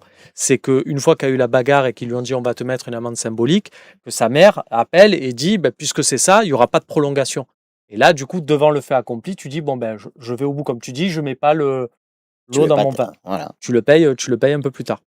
Le problème dans tout ce que vous dites, c'est qu'à un moment donné, il y a aussi malheureusement des notions d'argent et des notions de parole donnée, etc. Donc je comprends ce que tu dis. Nous, d'un point de vue extérieur, on dit Et on aurait pu faire un effort pour Rongier, on aurait pu faire un effort pour Mbemba, on aurait pu ceci, cela. Mais en vérité, quand il y a des problèmes internes, et il y a les agents aussi qui sont au milieu, qui vont, tu vois ce que je veux te dire? Donc c'est un monde de complexe. Il y a des choses qui se solutionnent et d'autres non, on est d'accord. Oui. Après, le départ de Rabiot, c'est un véritable déficit. C'est un véritable déficit et avec ce qu'il avait fait la saison dernière, les performances qu'il avait fait, c'est malheureux qu'il n'y ait pas eu un accord de trouver entre le clan Rabiot et Marseille, parce que c'était véritablement le joueur sur lequel tu pouvais t'appuyer pour construire quelque chose et c'était un joueur top. Quoi, mais dans ce que vous dites, franchement, c'est un débat qui est vachement intéressant parce que je vais vous le montrer à travers un autre joueur et un autre club pour pas toujours faire un focus sur l'OM. Quand Ronaldinho, il était au PSG, à l'époque, l'entraîneur, c'était Luis Fernandez, et il lui disait, arrête de sortir tout le temps, je veux des joueurs avec une hygiène de vie remarquable, je veux que ci, je veux que là, je veux que cet autre. Tu vas sur le banc, tu m'as gonflé, etc. Bon, du coup, Ronaldinho faisait un bon match par-ci, un mauvais match. Bon, il a été transféré au Barça, Luis Fernandez, il a dit, j'en veux plus, c'est bon, il m'a gonflé de ça. Il arrive au Barça, ils lui ont dit, fais ce que tu veux. Dans tout ce que je dis, c'est caricatural, mais fais ce que tu veux, on s'en fout, fais-nous gagner. Le mec, il a fait Samba Football et il a été extraordinaire avec le Barça. Ma question, c'est, et je me la suis souvent posée à moi-même, est-ce qu'on préfère un club avec, guillemets, des valeurs qui disent non, nous on ne veut pas, vas-y, tu vas faire ton cirque ailleurs, ou est-ce que, comme le Barça, vas-y, fais ta life, et un peu à l'exemple de Souley Diawara, qui, quand il est arrivé à l'OM, à un moment donné, et on retrouve plus le Souley Diawara de Bordeaux. Ouais, mais le coach, il m'a dit, je sors plus, ou c'est à Bordeaux. Raconte l'anecdote, elle est drôle. Non, mais voilà, mais à un moment donné, il y a des joueurs, tu dis, ils ont besoin de sortir pour être bien. Par rapport à ce que tu dis sur Ronaldinho et le PSG, très bon exemple. À l'époque, il y avait une interview du président du PSG qui s'appelait Laurent Perper, je m'en souviens, dans les colonnes de l'Équipe, et qui avait dit une phrase, mais j'avais halluciné. Il avait dit, c'est plus facile de se séparer de Luis Fernandez que de se séparer de Ronaldinho, vu la malheur marchande. Une fois que tu as dit ça, tu as flingué ton coach. Ouais, complet. Et Luis Fernandez, dès le mois de mars, il avait annoncé son départ. Ronaldinho, il n'a pas été bon de suite là-bas. Moi, pour revenir du coup au truc Rabiot et de dire... Mais vous feriez quoi, vous, du coup? Parce que Rabiot, je vais te dire, Rabiot, on a dit... que ce soit le coach, que ce soit Mehdi, Benatia, que ce soit Pablo Longoria, tu as pris plein d'exemples, mais Nico revenait sur le cas de Rabiot. On veut des excuses. Il s'est excusé trop tard, parce que si le lendemain, Rabiot, il va à la commanderie, il va voir tout le monde, il dit bon, excusez-moi. C'est pas le vrai problème. Mais le vrai problème, c'est sa mère qui voulait pas signer la prolongation. Ouais, aussi. Et c'est là où je dis, nous, quand Rabiot arrive, nous, supporters, on était en folie. Je me souviens du jour où j'étais, le jour où on a su que Rabiot, c'était bon, et j'imagine que vous, c'est la même. Et on s'est dit, on sait que le mec, il vient gratuit, on le connaît Rabiot, on sait qu'il repartira gratuit, mais on s'en fout, on en a profité, on était tous prêts à ça. Donc pourquoi, quand ça s'est présenté, c'est-à-dire que sa mère, elle a dit, allez, l'été prochain, vous nous oubliez et tout, pourquoi à ce moment-là, on a fait, on va dire, le truc de fierté, de dire, ah ben non, cette fois-ci, c'est nous qui allons dicter le tempo. C'est ça le truc qui est dommage. Surtout que quand tu regardes le passif, je vais citer un autre joueur, là, il semble que quand même, quand Greenwood arrive, il y a un peu des casseroles derrière lui. Pour autant, là, ils se sont complètement assis sur ce qui se disait tout autour. Ils se doutaient bien, parce que la presse d'en haut, là, ils se sont pas gênés de dire, nous, on parlera jamais de lui dans nos émissions, parce que c'est un mec qui devrait même pas être sur un terrain de foot, vu ce qu'il a fait, etc., etc., etc. Pourtant, on a été capable là d'aller chercher ce joueur, de le mettre sur le terrain, de le faire devenir ce qu'il est devenu et d'en tirer des bénéfices. Moi, je suis désolé, tu pourras jamais m'expliquer que avec Rabiot, il y avait pas moyen de s'arranger. Voilà, ça, c'est quelque chose. D'abord, ça aurait même pas dû sortir. Il y a qu'à Marseille que ça sorte des trucs comme ça. Ça aurait dû rester. Alors avec Rabiot. Et du coup, sa maman, ça sort de partout. Là, pour le coup, ça sort à la Juve, ça sort à Paris. Et puis quand il parlait de Ronaldinho, il faisait le parallèle. Moi, j'avais cité juste avant Rongier. Pour le coup, même si j'ai tout à fait compris ton parallèle, Rongier, plus entre guillemets sage et bonhomme que lui, et capitaine que lui, et proche de l'entraîneur, etc. Tu pouvais pas faire mieux, quoi. Donc. Oui, mais Max, je suis d'accord. Et encore une fois, c'est des discussions vachement intéressantes. Quand tu as un Rongier qui est à un certain salaire et que son agent te dit, ou lui-même, moi, je veux plus. Pour prolonger à l'Olympique de Marseille. Parce que prolonger, c'est encore 3 ans de contrat, 4 ans. Donc, c'est pas juste plus sur une année à venir. C'est plus avec une durée de contrat. Et que tu es président de l'Olympique de Marseille, tu te consultes avec ton directeur sportif, avec ton actionnaire, et on dit non, on va pas mettre cette valeur-là sur lui. On préfère le mettre sur Vermieren, on préfère le mettre sur qui tu voudras d'autre. Tu vois ce que je veux te dire? Et que le joueur, il te dit, eh ben, je pars, tu veux faire quoi? Mais je suis entièrement d'accord. Sauf que moi, j'aurais raisonné différemment en me disant, bon, alors, finalement, dans l'équipe, on garde qui là? Au roulis, on garde. Bon, L'autre, il est bidon, on l'enlève, on va mettre Aguerd, parce qu'après, Aguerd est arrivé. Balerdier, on l'a gardé. Bon, et je te fais toute l'équipe comme ça. D'un coup, quand j'ai placé mes 11 joueurs, je me dis, en fait, il m'en reste plus de joueurs. Bon, alors, on va faire l'effort sur Rongier. Moi, c'est ma philosophie. Même si toi, tu me dis, ben, je vais lui donner plus. Je vais lui donner 3 ans de contrat, je vais donner plus. Et je vais pas faire venir un Oralé ou un Vermeeren. Voilà, Mais qui te coûte beaucoup moins cher, Max. qui te coûte beaucoup moins Non, mais cher. tu Mais en même raisonnes temps- comme si on était Paris, qu'on avait des moyens limités et que tu pouvais te dire, je veux lui. Moi, à ce compte-là, je suis déçu. Vraiment, hein. On n'est pas fait venir Haaland.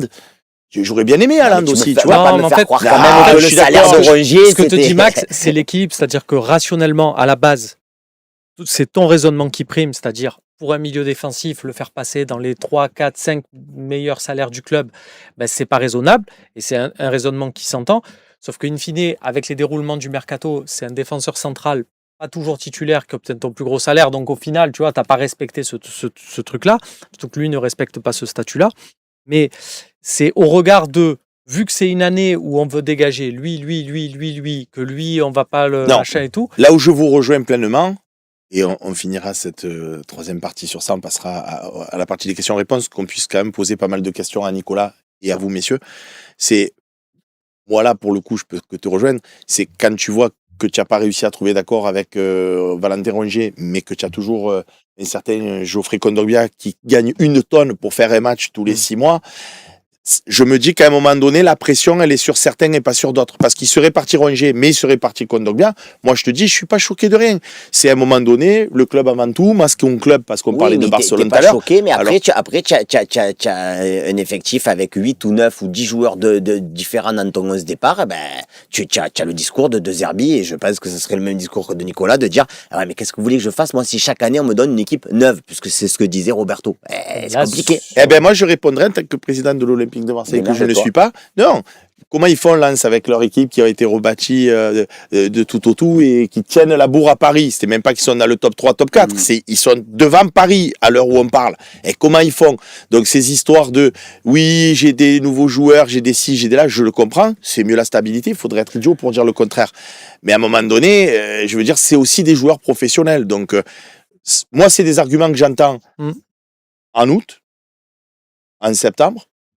Après, à partir d'octobre-novembre, ça fait 2 mois que tu as les gars avec toi, que Ouais, tu mais peux faire des stages. il y a eu encore un mercato cet hiver.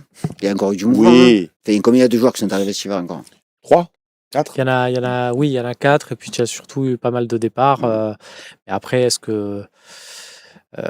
Oui, tu as eu surtout beaucoup de Il y a départs. surtout Timber qui s'est intégré dans cette équipe, parce qu'après tout le reste, on joue toujours avec la même équipe. Hein. Il y a eu Nwaneri qui a fait 2-3 matchs. En fait, si tu regardes bien, c'est ce milieu de terrain-là, et au final, on revient à cette histoire Rabiot que tu n'as pas réussi à remplacer, tu as que pris tu as Léo 3-4 joueurs Riley, pour essayer de le et remplacer. les Angel Gomez. Au final, tu en as pris 3-4, tu as fait un casting, mais l'émission, elle s'est arrêtée rapidement. La Ouais, pas nouvelle évident star. de le remplacer aussi. Hein. Mais c'est vrai clair. que de laisser du temps aux joueurs, bah après c'est compliqué à Marseille, je l'entends. Mais regarde aujourd'hui quand on parle d'Iliman Ndiaye, c'est vrai que on pouvait pas dire que Iliman Ndiaye au niveau de l'été, tout le monde se dit, enfin moi je l'ai beaucoup défendu, mais il y en avait pas beaucoup non plus qui disaient je veux plus le voir, c'est un âne et tout ça. Donc tu aurais pu garder, toi tu le voulais plus, mais non, tu aurais pu. Mais c'est Max, pas ça, Max. ne me fais pas parler sur ce que j'ai pas dit. Mais non, mais pas du tout. En Les plus, émissions on les a fait non. ensemble. Mais il y a des joueurs que je te dis, je veux plus les voir à l'Olympique de Marseille. Il y a des joueurs, franchement, tu m'aurais dit Iliman Ndiaye, il reste encore une saison, why not? La seule Il chose avait que je pas veux un des te plus gros salaires lui. La seule chose que je veux te C'est dire, pas Max, ça, c'est je que j'ai parlé avec bon nombre d'anciens Olympiens qui te disent Marseille, c'est Marseille. Le Vélodrome, Donc, c'est on le n'y Vélodrome. arrivera jamais. Ndiaye, je suis pas sûr. Et je dis ça, je bouge pas une oreille quand je dis ça. Je suis complètement sérieux à 350%. Je suis pas sûr que le Iliman Ndiaye qu'on voit cette année en Angleterre, qui performe et qui est très bon, avec le maillot de l'OM encore cette saison, il serait bon. Et tu sais quoi? Parce qu'il Et tu y a, sais y a quoi? tellement Moi, je une passe pression la à même l'OM. chose sur Chris Waddle, je passe la même chose sur Azpilicueta, je pense la même chose sur 1 milliard de joueurs qui sont venus à l'OM, qui ont été pas bons au départ, et à qui on a laissé une deuxième saison. Et après, ils ont été bons. Donc pourquoi? Chris Waddle, c'est pas la deuxième saison. Il a pas été bon 3-4 mois et après, il a été quand même très correct. Oui, alors ça Sapin, arrive. Ce que oui, tu il a dis- été nul la première ce saison. que tu dis, Max, Pas mais par contre, c'est là où on ne peut pas mettre Iliman Ndiaye dans cette catégorie. Enfin, je vais attendre un truc avant de le mettre dans cette catégorie. C'est qu'il joue dans un club où on exige qu'il performe chaque semaine. Moi, je ne regarde pas les matchs d'Everton, je suis très honnête avec toi. Je le vois de temps en temps faire des exploits, mais je suis conscient que c'est dans un club où Si tu fais un bon match, que le match suivant, bof, bon, ça peut passer. Il n'y a pas cette exigence qu'il y a chez nous. Et encore une fois, pourquoi il y a cette exigence? C'est pas nous, gaga, en tribune. C'est qu'on doit être sur le podium à la fin de l'année. Et Nico, toi, tu as connu ça quand tu es dans un club, tu as battu le joué dans ce national, ce championnat de national qui est peut-être un des plus durs de France. Quand tu joues le haut du tableau là-dedans, c'est un enfer. Jouer le haut du tableau, c'est pas pareil que jouer le maintien. Il faut gagner tous les matchs et une pression à la fin, c'est invivable. C'est la même pression avec des émotions différentes, mais effectivement, quand tu veux être dans les top 3, il faut gagner 3 matchs sur 4, quoi. Donc tous les matchs, c'est gagner. Je te citais juste cet exemple pour finir, pour dire que des mecs comme Brassier, par exemple, on a vu qu'il s'adapterait pas. Malheureusement, c'est un bon joueur, il était bon. Brassier. Il était bon avant, il est bon après. Mais avec nous, on l'a vu. Donc là, que tu le dégages sans réfléchir, ok. Mais d'autres sur lesquels tu as un doute, tu pourrais de temps en temps laisser un peu de temps. Non, mais si tu mets de côté Murillo, avec qui, effectivement, moi j'ai trouvé toujours que c'était un bon soldat, tout ça, je trouve que ça sortir au cambolesque de son départ de l'OM. Mais O'Reilly, quand il part au mercato d'hiver, en plus pour voir arriver Timber, aujourd'hui tu préfères pas avoir Timber qu'O'Reilly dans l'équipe. Ouais. Tu vois? Donc, mais qui c'est qui est parti d'autre? Il est parti. Moi, il est parti. Tu sais quoi? Il est parti un joueur. Enfin, il n'est pas parti. Il est toujours chez nous. Mais en fait, je pense qu'il est parti vers Meren. Je pense qu'il est parti. Non, mais peut-être qu'on le voit plus. Et il est parti peut-être. Non, mais on le sait pas. Et chaque fois que Max, je te dis moi, pourquoi lui il joue pas? Pourquoi tu sais pas l'entraînement pour voir? Tu sais pas l'engagement du joueur. Tu sais pas. Et quand c'est l'inverse, alors là tu me dis et Vermeeren. Je te réponds ta réponse que tu me fais à moi d'habitude. Tu sais pas l'entraînement pour voir. Tu as raison de me la faire. Non mais celui qui venait de Lille là, Angel Gomez. Et tu es pas content qu'il soit parti? Angel Gomez. Et le mec, il a rien fait. Et tu vois bien que son adaptation, elle n'existera pas. Donc après, c'est quoi les solutions? Messieurs, prenez le temps. Nicolas, tu voudrais que ça fonctionne comme ça? Monsieur, Angel Gomez, un jour, il va être bon, donnez-lui le temps. Tu crois qu'on peut le faire comme ça, l'OM? Non, mais quand tu n'as pas de résultat, de toute façon, que tu es coach, tu es soumis à la pression du résultat. Donc, si tu ne gagnes pas, tu dégages. Donc, après, la projection sur l'évolution de certains joueurs, ça ne te concerne pas. Tu as juste envie de gagner des matchs avec les joueurs qui sont là. Mais effectivement, quand je me mets à la place des joueurs, ça ne doit pas être évident aussi. Et moi, je me dis aussi des futurs joueurs. Parce que peut-être qu'il y en a qui vont se poser la question. Ça donne envie, ça donne envie. Ça donne envie l'OM, on est d'accord. Ne serait-ce que le Vélodrome, quand on connaît ce climat-là. Et tu te dis toujours, Max, quelque part. Oui, moi, ça va pas être ça. Moi, ça m'arrivera pas. Ouais. Non, tu as tout à gagner. Tu sais qu'à un moment donné, tu peux être dans l'échec. Mais il faut quand même tenter de cette aventure-là. Et quand on est joueur, on n'a qu'une envie, c'est de jouer dans ce club-là, quoi. Vraiment. Les amis, on passe à la quatrième partie pour que vous puissiez poser vos questions. À tout de suite.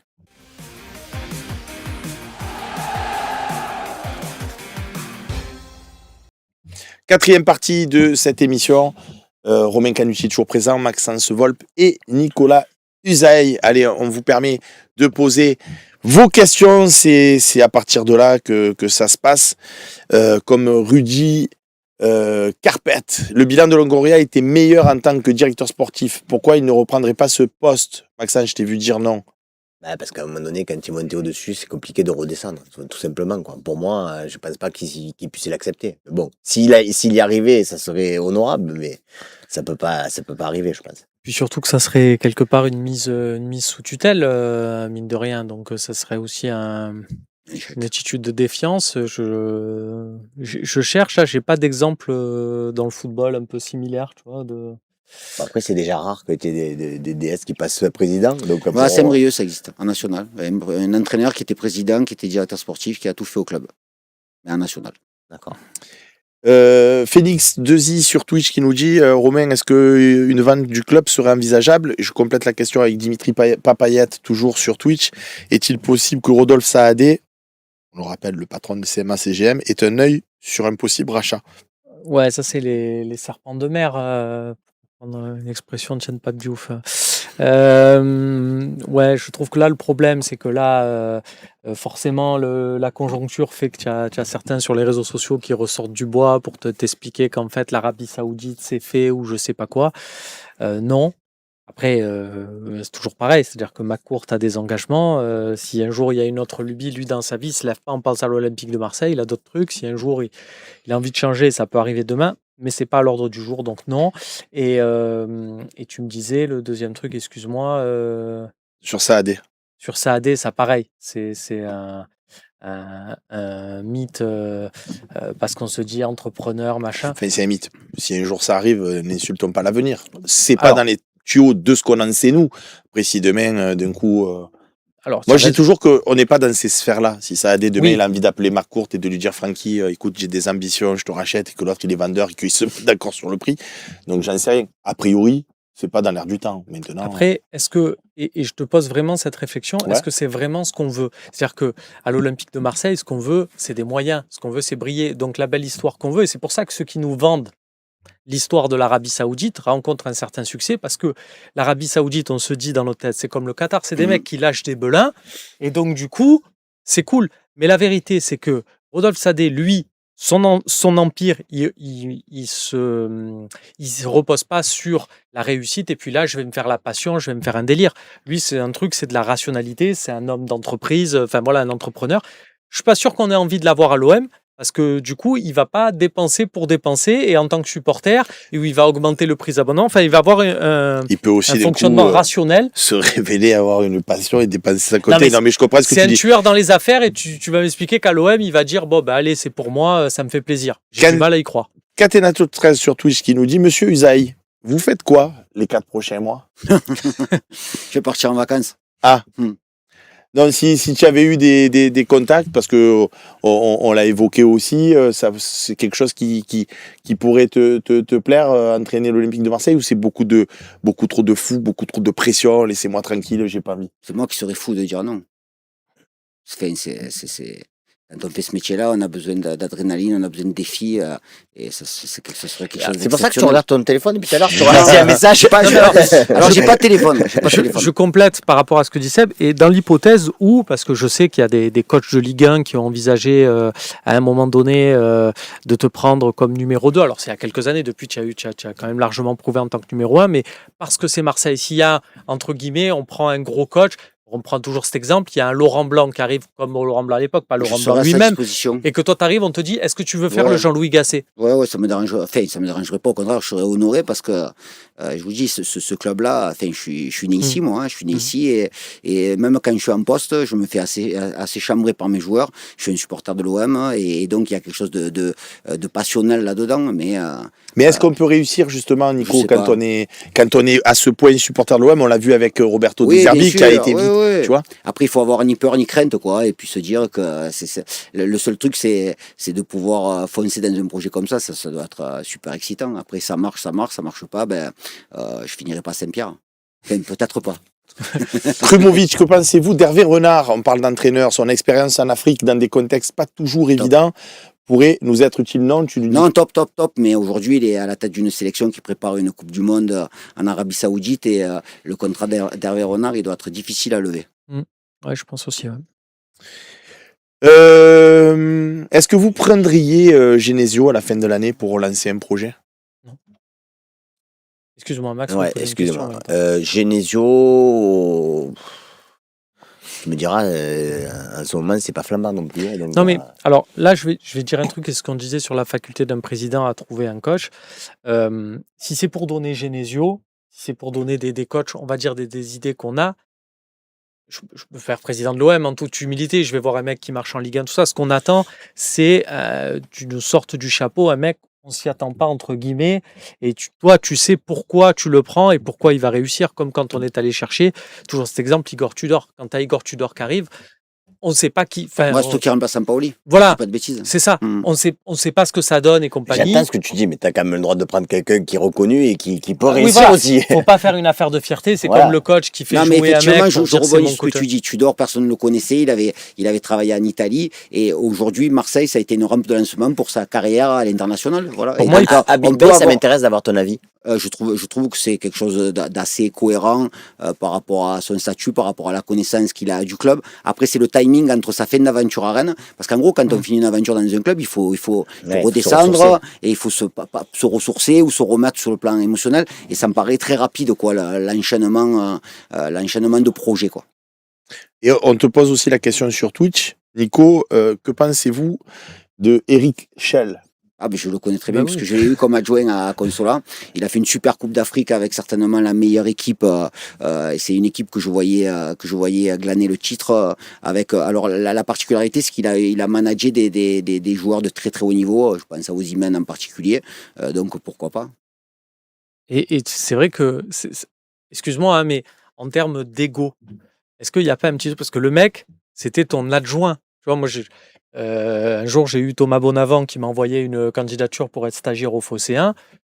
Finalement, ça s'est pas fait, on aurait pu le prendre en stage. Et il était là à me dire, bon, mais je t'informe de truc. Aujourd'hui, il est sur Winamax, c'est un présentateur voilà, qui marche bien, il est sur l'équipe et tout, je suis très content pour lui.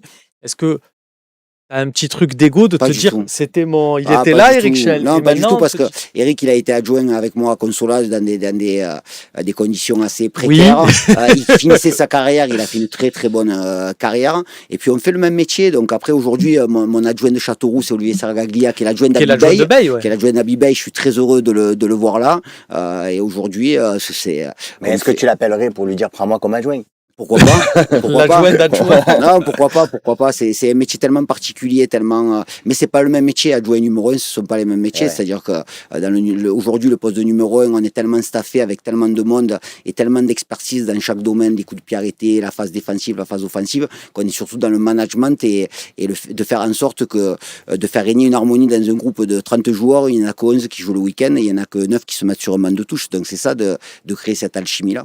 D'ailleurs, Nico, j'aimerais avoir ton avis sur ça aussi. J'ai discuté avec quelques coachs qui me disaient, à force d'avoir des staffs hyper élargis comme on les connaît aujourd'hui, ben, des fois, quand tu as une philosophie A ou une volonté A, en passant par plein de relais, ça peut être aussi pas forcément bien compris par les joueurs. Non, je pense que à partir du moment où je prends l'exemple de Roberto De Zerbi, il est arrivé avec ses mecs, hein, et donc ce qu'il avait dans la tête en termes de jeu, en termes d'aspect technico-tactique, ces gars le connaissent par cœur, quoi. Voilà, donc il y a aucun problème là-dessus. Et là, à ces postes-là, maintenant, on est focus sur le management. Et comment tu expliques qu'il n'y ait pas eu justement avec ce staff, tout ça, cette régularité dans les résultats? Parce qu'on a vu qu'il pouvait faire.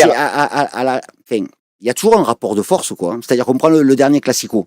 C'est une catastrophe, on en prend 5, mais à la sortie, il y a une équipe qui est plus forte que l'autre, mais qui est beaucoup plus forte. Hein. En termes d'individualité, en termes de jeu. Oui, mais le Classico, c'est à part. Mais bon, tous les autres matchs où à Bruges, par exemple. Ouais, à Bruges, c'est effectivement le trou noir et c'est après, il faut simplement se dire qu'on est au niveau où on doit être, quoi. Et quand on se qualifie pas en Champions League sur un détail comme ça, alors qu'il y a eu des matchs qui ont été très bons, hein, à Madrid, contre Lisbonne, contre Bergame. Donc c'est hallucinant et c'est super frustrant aujourd'hui de se retrouver à cette date-là dans un club qui est encore en crise, avec pas d'entraîneur, pas de directeur sportif. Et il y a peut-être 2 mois en arrière, il y avait tout qui était au beau fixe et on était dans les objectifs. Donc c'est aussi la difficulté du sport de haut niveau. 2 dernières questions et on libère. J'avais une petite aussi. Nicolas, Romain, il y a Bébéron sur MyFocin qui nous dit il ne comprend pas le silence actuel de Pablo Longoria face à cette situation. Pourquoi il n'y a pas une conférence de presse en disant les gars, calmez-vous, ok, Mehdi il est parti, ok, je suis sur le coach actuellement. Tu vois, pourquoi il y a cette... Peut-être justement parce qu'il attend le moment où il va présenter le coach, peut-être, tu vois. Peut-être qu'il est couché sur son lit avec des glaçons sur le front. Non, mais il y a aussi le bon moment, et là, tu es dans des périodes où, justement... tout peut être reproché ou pas, donc je pense que, mais effectivement, il va falloir communiquer et tu peux pas laisser de toute façon le club comme ça. Là, tu as quand même une situation où c'est Mehdi Benatia qui annonce son départ sur ses réseaux, pas un truc du club. Bon, tu vois, il y a un moment donné où on va pas faire des analyses, on va pas devenir des analyses d'Instagram, mais bon. Avant la dernière question, quelle était la tienne? Moi, j'avais une question justement sur le coach. J'ai une question de Romain Canuti. Voilà, ça marche. Là, il y a Pancho, du coup, avec tout le staff de De Zerbi qui est parti. Pancho, il y a Thomas Hurtaud qui est avec lui. Est-ce que, quand tu as un groupe qui avait habitué à avoir une armée mexicaine pour les gérer, et là, tu te retrouves avec un coach, un adjoint, peut-être 2, tout ça. Ouais, il doit être quand même staffé quand même. Est-ce qu'il n'est pas trop peu Pancho et son staff, est-ce qu'ils n'ont pas besoin de Mm. renfort entre guillemets Non. ou là, faut arrêter de déconner Non, c'est une question de méthodologie et c'est de suite faire en sorte que le groupe il soit d'accord avec ce que tu mets en place, de mettre peut-être des choses un peu plus ludiques à l'entraînement, de proposer des choses un peu plus simples en termes d'organisation, en termes de principe de jeu. On l'a vu sur le match contre Strasbourg, où on a vu une organisation où tout le monde a reconnu l'organisation au bout de 5 minutes et il n'y avait pas de mouvement perpétuel. Il y avait une ligne de 4 avec 2 milieux récupérateurs, des choses assez basiques. Et il faut aller à la simplicité, quoi, et faire en sorte de retrouver de par ton discours et ta méthodologie de l'enthousiasme et de faire en sorte que les joueurs qu'ils soient raccord avec ça. Ce que tu dis m'intéresse profondément parce que c'est ce qu'a dit Pancho aussi en conférence de presse d'avant-match. Pourquoi, Nico, un coach comme De Zerbi, quand il voit qu'un soir, on n'est pas dedans, tu vois, tu sens que tu n'es pas dedans. Moi, je fais souvent des parallèles avec le tennis. Des fois, Djoko, il dit, je sens pas la balle. Nadal, il dit, je sens pas la balle. Pourquoi, dans ces soirs-là, le coach, il dit pas, les gars, on revient à du fondamentaux, faites du kick and rush et arrête. Tu vois pourquoi non. Tu mets des choses mettre des principes de jeu en place avec un groupe et avec une équipe, ça se fait pas en 24 heures, ça se prépare, c'est en préparation, en stage, on met tout ça en place ou quoi. Et il faut surtout pas se renier. Je pense qu'aujourd'hui, De Zerbi, il a fait des erreurs, mais il est allé au bout de ses idées. Mais s'il n'était pas allé au bout de ses idées, il serait peut-être allé dans le mur. Et là, il aurait eu du mal à se regarder lui-même par rapport à ce qu'il avait envie de mettre en place. Il est allé au bout de ces choses. Il y a des critiques qui sont normales, qui sont légitimes. Il y a un mécontentement qui est légitime quand il n'y a pas de résultat. Mais sans parler de c'est un bon entraîneur, pas un bon entraîneur, la façon dont il est parti, c'est-à-dire qu'il est parti, on parle souvent d'argent pour les coachs, quand ils s'en vont, ils vont prendre des chèques. Lui, il est parti sans rien. Il a juste fait en sorte que son staff parte avec ce qu'il devait avoir. Et donc, j'ai trouvé ça. Et pareil, la sortie de Mehdi Benassia, il aurait pas dû partir, il aurait dû partir, mais je trouve ça assez digne, quoi, voilà, mais ça va pas, je sens plus le truc, merci, au revoir, quoi, voilà. Mais ça veut dire que n'importe quel coach qui arriverait aujourd'hui, il pourrait pas, à la limite, parce qu'on est mi-février, mettre un réel plan de jeu. Il va être obligé de s'adapter sur les fondamentaux pour les 3 derniers mois. Ouais, mais c'est fait des fondamentaux, c'est du kick and rush, c'est des discours qui sont un peu des raccourcis, quoi. Il y a des choses à mettre en place, bien entendu. Il y a des cheminements, il y a des lancements de jeu à mettre en place. Mais avec des vrais principes comme De Zerbi, ça serait pas la logique de prendre un entraîneur comme ça, quoi. Aujourd'hui, avec ce qu'a proposé De Zerbi, il a la réputation d'être un des meilleurs tacticiens au monde. Donc après, qu'on réussisse pas, comme Bielsa à cette époque-là, il y a des lancements de jeu, je sais pas combien il y a de lancements de jeu sur des phases de lancement, justement, et c'est super complexe, quoi. Donc effectivement, il faut retrouver des choses un peu plus simples pour les joueurs. Mais un peu plus simple, ça veut pas simplement dire envoyer le ballon devant et taper où il faut. Il y a des choses quand même qui sont élaborées. Et aujourd'hui, un coach qui arrive, c'est pas un coach de nulle part qui va arriver. Dernière question et on termine cette émission. Si Jade peut me la réafficher, s'il vous plaît. En gros, ça disait, c'est Marco 1334. Merci. Bonsoir. Le talk avec les départs à ce jour de Zerbi et de Mehdi Benassia ne risque pas d'avoir plus de départs que d'arrivées pour le prochain mercato. La question de Marco 1334, Romain, c'est est-ce que tu vois se profiler un OM qui va retomber avec les Ubokan et les joueurs qu'on a pu connaître par le passé, ou est-ce que tu penses que non, McCourt va continuer de mettre des moyens pour qu'on continue d'avoir une ossature d'équipe qui ressemble à celle qu'on a aujourd'hui? Alors, c'est entre les deux, parce que tu as quand même tout dépend de ta qualification ou non en Ligue des Champions. C'est ça le nerf de la guerre. Là, on a beaucoup engagé d'argent. Alors, il y a des joueurs, il y a des prêts qui ne seront pas renouvelés, il y a des choses comme ça. Effectivement, on risque d'avoir des départs à prévoir, sans dire voilà la période du Bocan, tout ça. Ça peut être compliqué s'il n'y a pas qualification Ligue des Champions. Ça peut être compliqué. Tout dépend. Et ça, c'est valable avant l'arrivée de McCourt. Si tu as un président, c'est la deuxième qualité. Président, bien choisir l'entraîneur. Deuxième qualité, arriver à faire des belles danses du ventre à l'actionnaire. Et ça, jusqu'à présent, on a des présidents qui arrivaient. La Brune y a réussi des années à aller voir Margarita et dire bon, cette année on n'est pas en Ligue des Champions, mais là tu as vu, je vais prendre Bielsa, donc c'est cool, donc vas-y et tout. Et là, il faut que ce soit Longoria, soit la nouvelle organisation, mais il y ait quelqu'un qui arrive à faire ça. Si c'est juste quelqu'un qui dira à McCourt bon ben là il faut réduire les coûts, ça peut être très compliqué. Parce que là on a un bel effectif. Je pense que vous êtes tous d'accord quand même pour dire que même si lui on l'aime pas trop en ce moment, il est dans le dur ou pas. Est-ce que vous échangerez votre effectif avec d'autres... Après, on est un olympique aussi, alors on peut peut-être espérer qu'on comme l'autre olympique, si on est endetté jusqu'au cou, on nous fasse rien, parce que eux, ils ont eu quand même pas mal de soucis, puis maintenant, ils peuvent recruter. Non, mais là, donc, j'espère qu'on tombera pas quand même dans cette situation parce que J'espère c'est aussi. loin d'être tiré d'affaire. C'est un drôle d'été, ouais. Ah ouais. Ouais, mais Nathalie, c'est toujours là. Nicolas, c'était un plaisir de t'accueillir. Merci à vous. En fonction de tes disponibilités, Bonnes vacances, voilà. Merci. tu reviens quand tu veux avec grand plaisir. Tu Romain reviens si tu es nommé entraîneur de l'Olympique de Marseille, en priorité d'abord. Allô, Nico.